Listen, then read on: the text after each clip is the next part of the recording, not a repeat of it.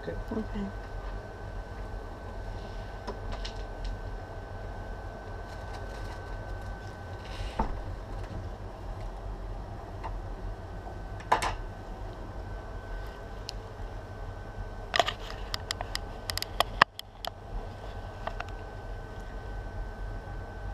Science and Art, Unit 8B. This is my introduction. For B, I decided to do an extension to what I did from Unit A. So I've chosen to extend it in a sense that I'm taking a new direction. With my last project, I focused on space and the outer universe. And then moving closer to the Earth, I decided to make it more personal to me. I started to take photos around Durham, looked at maps and symbols that are around my area. However, for this project, I'd like to take it in a different approach, look further deeper into the maps of what is around Durham and what is around my day-to-day life. For the maps, and so I decided to look at journeys. I decided to concentrate on like the bus station, and the way that I walk to and from college, what's around Durham. That's the mind map. This is a mood board that I've collected photos from Google to demonstrate the different pictures that there are. I decided to look at an artist, Richard Long, because he looks at journeys throughout his artwork. He looks at like the different journeys, and his artwork is basically a journey of the photos that he's taken around where he goes. The first response that I did, I used a pinhole camera. Pinhole photography is a lensless photography. A tiny hole replaces the lens. The light passes through the hole and images formed from the camera. Pinhole cameras are small or large. The cameras have been made from seashells and have made oatmeal boxes, Coke cans and cookie containers. At least one has been made from a discharged refrigerator. Cameras have been cast in a plaster like a face mask, constructed from hardwoods built of metal. But in serious photography, the pinhole camera is just an imaging device with its advantages and limitations, special characteristics and potentials. By making the best of camera's potential, great images can be produced. Some of the images could not be produced with a lens. So these are the photos that I took, that we used with the pinhole cameras, because we printed out the photos that we'd created in the dark room. This was the photo that was created from the pinhole camera that we took just outside of college, and I thought this was key to my project because with the journey, college is like the destination with me coming to college, and I thought it was a key photo of like around Durham. These are some more that we printed out ourselves in the dark room. That is a photo of the bridge that you'll see later in my project that I take on a digital camera to see like the difference with the pinhole cameras and the digital cameras. This is health and safety about the project and the problems that you can have, especially with the fact that we used a tripod, and that can create problems when you have to make sure that it's sufficient space for everyone to move around.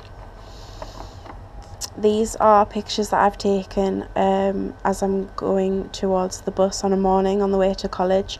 It's just in a field near where I live, and I thought that I would take these photos on the way to college because the sky looks really nice, and it's the time of morning that I get up, especially with it being around December. The sky's this colour. I've edited them on Photoshop, and I thought that the pink and purple were nice colours. I decided to make the bottom of it really dark so that you'd concentrate on the sky.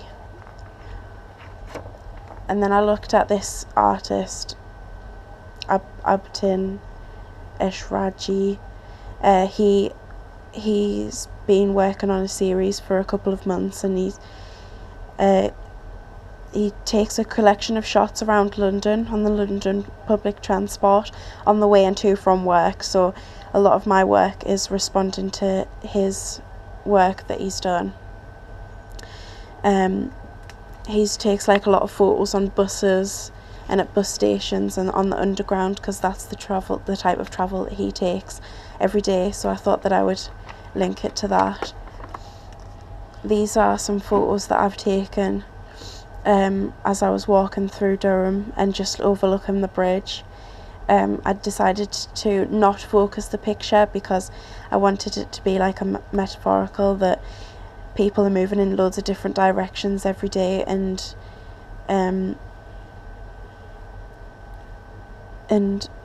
sometimes we cross paths with people that we're never going to see again.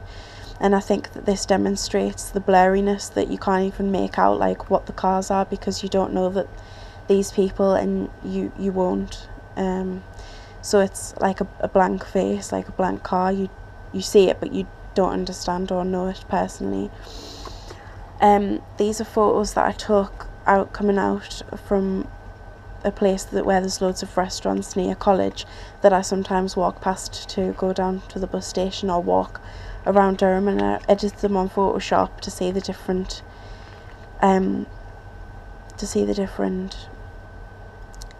types of edits that I could get from it. See, I've used a lot of different colours in that, and different layers in that one. It's different layers in that, and on top of each other. I really like that with the bright colours. These photos, I did a series of these photos and edited them, are in the marketplace where I live.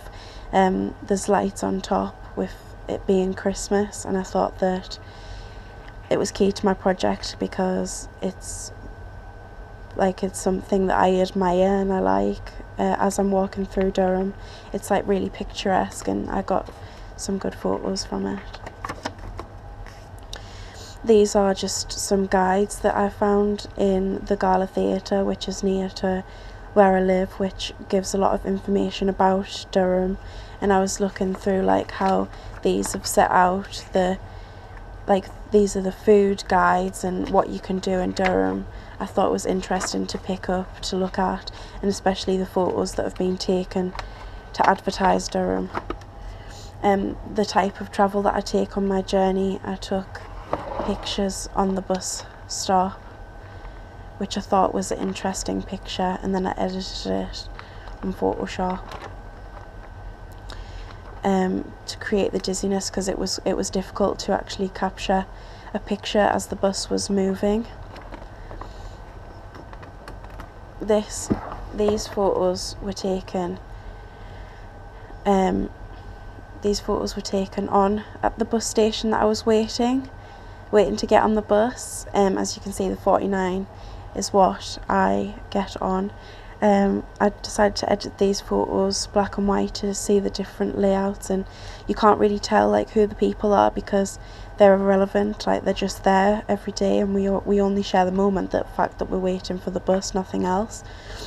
And I also have written about how we're kind of treated like animals in a sense, like especially with public transport, that we have to wait, and we're not catered for. It's just a thought of waiting. Yeah.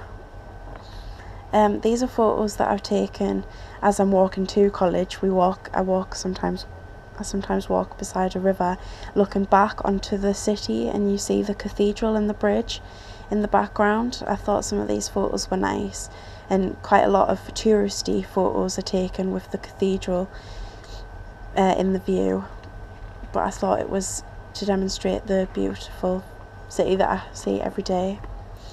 These are the photos that I took digitally of the bridge that was taken on the pinhole camera, because I wanted to see the different layers that I could do and the way that it would come out digitally.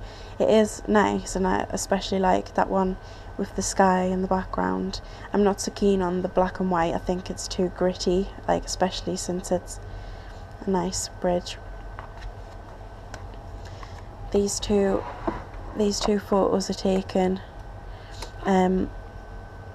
like a detour around Durham, like especially where the shops are, which is where I shop